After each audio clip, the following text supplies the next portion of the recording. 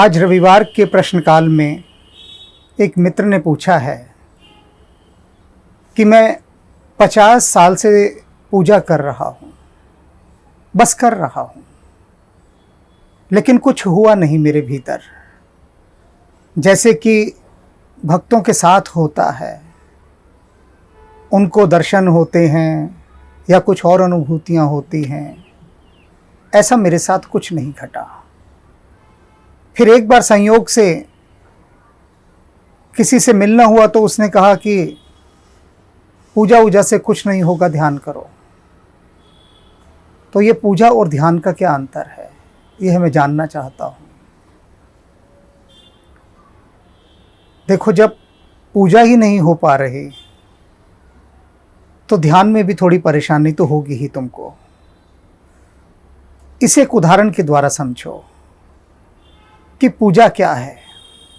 पूजा आरंभिक स्थिति है।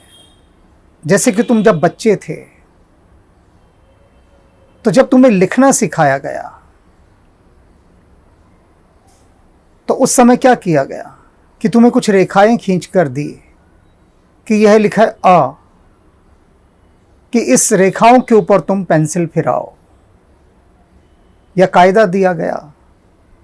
वहाँ एक चित्र दिखाया गया अनार का और बताया गया कि ये अनार है। कबूतर दिखाया गया जिसे तुम रोज देखते हो और परिचय कराया गया कि ये आकृति जो है ये क से आरंभ होती है, तो क कबूतर। यह जो आरंभिक ज्ञान है, इसी को पूजा समझिए आप। पूजा में आपकी ट्रेनिंग होती है ध्यान तक की यात्रा करने के लिए, कि ध्यान की कक्षा में आप प्रवेश करें। जैसे कॉलेज में आप प्रवेश करें तो उस कॉलेज के प्रवेश से पहले आपको स्कूली एजुकेशन लेनी होती है, विद्यालय की शिक्षा। आप विद्यालय की सारी शिक्षा प्राप्त कर लेते हैं, फिर आप कॉलेज में जाते हैं। तो ध्यान क्या है कि जब आप इन बहुत सारे जो रीति रिवाज हैं, पूजा हैं, अर्चना हैं, इन सब से आकर आपने अपने मन को कुछ शुद्ध कर लिया, फिर आप ध्यान की यात्रा में जाते हैं। और सीधे सीधे जो ध्यान की बात करना चाहते हैं, उसमें जाना चाहते हैं, वे कभी जाते ही नहीं, क्योंकि उनका मन उनको जाने नहीं देता। मन का अभ्यास नहीं होता, मन को प्रैक्टिस नहीं होती। मेरा क्षेत्र यही है, इसलिए बहुत सारे लोग मुझसे कहते हैं कि हम ध्यान सीखना चाहते हैं। आते भी हैं, और जितनी जल्दी आते हैं उतनी ही जल्दी भाग भी जाते हैं। कारण है उसका कि मन घबराता है, वहाँ पर मन डरता है, क्योंकि मन को लगता है कि अब कुछ खोना शुरू हुआ है। ध्यान मन के भीतर के जो अंधेरे हैं उनको खोने की यात्रा का नाम ध्यान है। मन के भीतर की जो गुफाएं हैं अंधेरी, उनमें दिया जलाने का नाम ध्यान है। अब अंधेरे डरते हैं, अंधेरे मन को समझाते हैं कि दिया नहीं जलाना, बिल्कुल नहीं जलाना, क्योंकि दिया जलाओगे तो उसके प्रकाश में हमारी आंखें चुंधिया जाएंगी और हमें भागना पड़ेगा। तो जो इंसानी मन के अंधेरे हैं वो उसे ध्यान में प्रवेश ही नहीं करने देते। और ध्यान में ले जाने के लिए तुम्हें एक जीवित गुरु चाहिए होता है, जो तुम्हारे सर पर और तुम्हारी छाती पर सवार रहे। उसके बिना संभव नहीं है। जैसे बच्चा पढ़ता नहीं है, उसके ऊपर बराबर दबाव बनाना पड़ता है तब वह पढ़ता है। बिल्कुल यही ध्यान की स्थिति है। ध्यान के लिए निरंतर गुरु का दबाव चाहिए, मार्गदर्शन चाहिए, दिशा निर्देश चाहिए, उसका सहयोग, स्पर्श चाहिए, तब जाकर ध्यान की यात्रा होती है। उससे पहले नहीं, उससे पहले भटकाव रहता है सारा। कृष्ण कहते हैं ना कि करोड़ों लोग मेरी तरफ बढ़ते हैं मुझे पाने की इच्छा से, लेकिन सब छूटते जाते हैं पीछे, फिर कोई एक बचता है जो मुझ तक पहुंचता है, और वह एक विरला ही होता है जो सारी बाधा दौड़ों को पार करके वहाँ पहुँचता है, वरना नहीं होगा।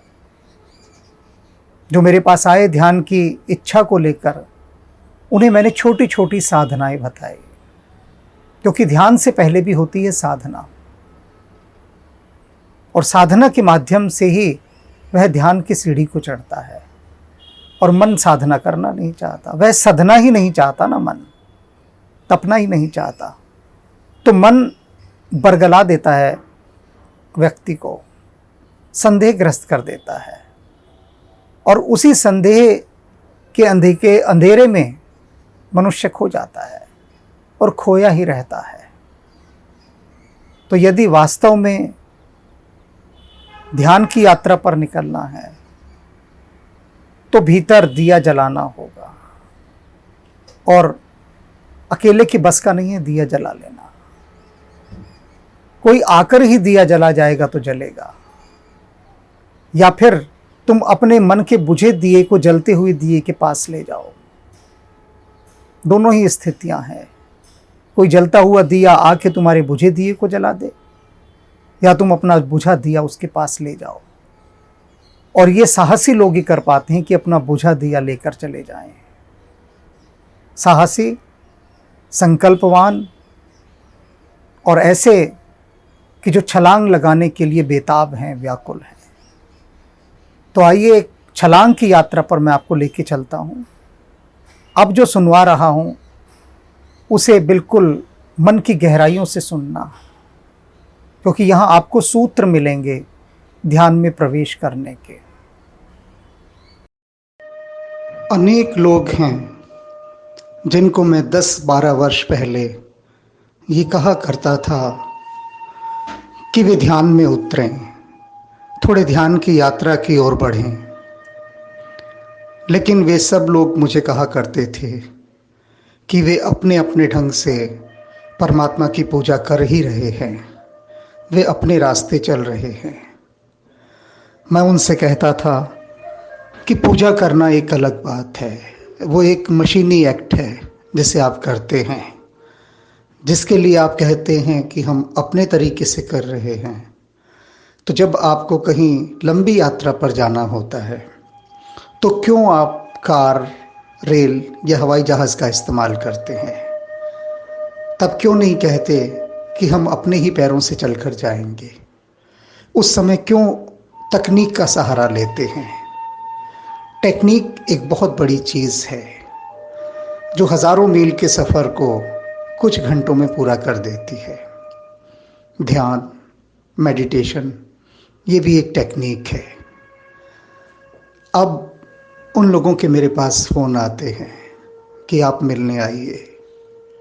मैं मिलने गया, सबकी नौकरियां विदा हो गई हैं, रिटायर हो गए, घर में बीमार पड़े हैं, अकेले हैं। कुछ के बच्चे विदेशों में या दूसरे राज्यों में जाकर बस गए, उन्हें अकेला छोड़ गए। अब इस अकेली तन्हाई में बीमार शरीर के साथ वो उस यात्रा पर निकलना चाहते हैं जिस यात्रा पर निकलने के लिए बहुत ज़्यादा शक्ति और ऊर्जा की आवश्यकता होती है। अब संभव नहीं। मैंने उनसे पूछा तब क्या हुआ था जब मैं तुम्हारे पास आया करता था? वे बोले हमें घबराहट होती थी आपके आने से। आप आते थे तो भीतर कुछ घबरा जाता था, पता नहीं आप कहाँ ले जाएं, किस रास्ते पर ले जाएं। मैंने कहा तुम्हारे पास था ही क्या खो जाने को? तब भी तुम घबराते थे, अब भी तुम घबरा रहे हो। ये घबराहट ही तुम्हारी जिंदगी का एक हिस्सा बन चुकी है।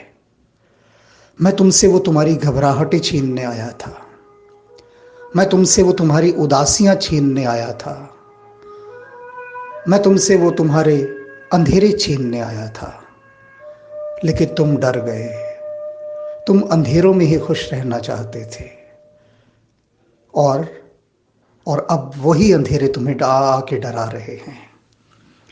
अब उन्हीं अंधेरों रास्तों पर तुम्हें आगे जाना है और तुम अब डर से भरे हुए हो। ये डर ही है जिसने तुम्हें रोका हर बार। अब इस डर के साथ तुम जी रहे हो। डर इंसान का एक सबसे बड़ा अहम हिस्सा बन चुका है। हर चीज से डरता है। केवल वही नहीं डरते जिन्होंने अपने जीवन की सारी भागदौड़ उस विराट सत्ता के हाथ में सौंप दी है। लोग जरा जरा सी बातों पर डरते हैं कि हम ऐसा करेंगे तो दुनिया हमारा मजाक उड़ाएगी। मजाक उड़ने तक से डरते हैं। क्या हो गया, कुछ मजाक उड़ गया तो। उन लोगों का देखो जो इस रास्ते पर चले, कितने मजाक उड़े, कितनी उनको गालियां पड़ी, कितने अपमान सहने पड़े। बाहर वालों से नहीं, घर वालों से ही। लेकिन वो फिर भी उस रास्ते पर बढ़े। और अब क्या आता है, जो जीवन का ये जो हिस्सा आया है, ये जो इस समय जो चरण आया है कि जीवन में सिर्फ अकेले रह गए हो। ये आखिरी सफर है अब उन लोगों का कि जब दिखता है कि सामने मौत खड़ी है और जीवन में कुछ कमाया तो है नहीं। जब तक नौकरी में रहे, नौकरी के नशे में चूर रहे, सामाजिक त्योहारों में, रीति रिवाजों में, इन सब में उलझे रहे, तब जाना ही नहीं खुद को कि हम हैं क्या।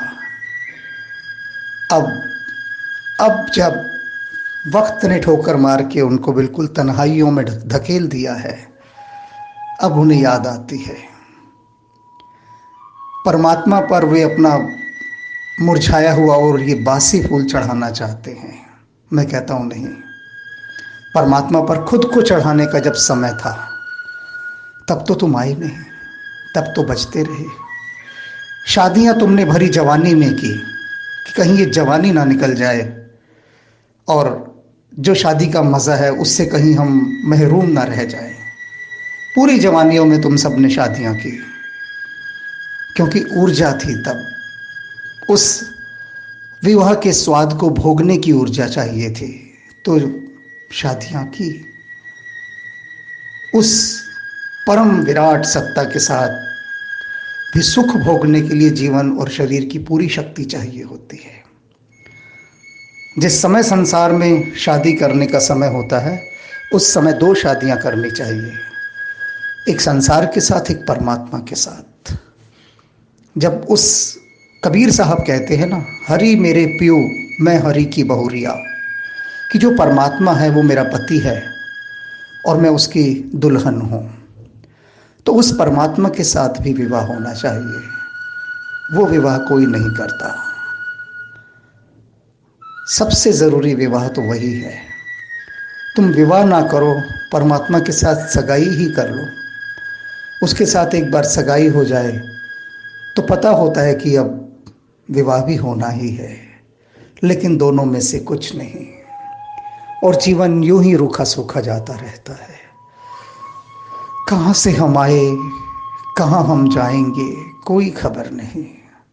बस एक अंधेरे में आंख सी खुली, देखा एक शरीर मिला है, उसके बाद उस अंधेरे में ही आंख बुझ गई। यूं ही एक अंधेरी गुफा से होते हुए, एक अंधेरी सुरंग से होते हुए इंसान की जिंदगी बहती जा रही है।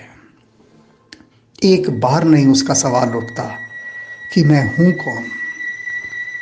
वो कौन सा तत्व है जो इस शरीर में आया, जो इस शरीर को ऑपरेट कर रहा है, इसे चला रहा है।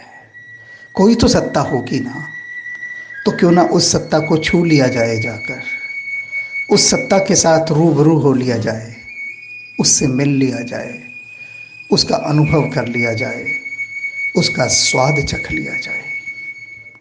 घबराहट होती है, अज्ञात की यात्रा पर जाने में घबराहट होती है लोगों को, क्योंकि जिंदगी सिर्फ एक घबराहट का हिस्सा होकर रह गई है दुनिया का।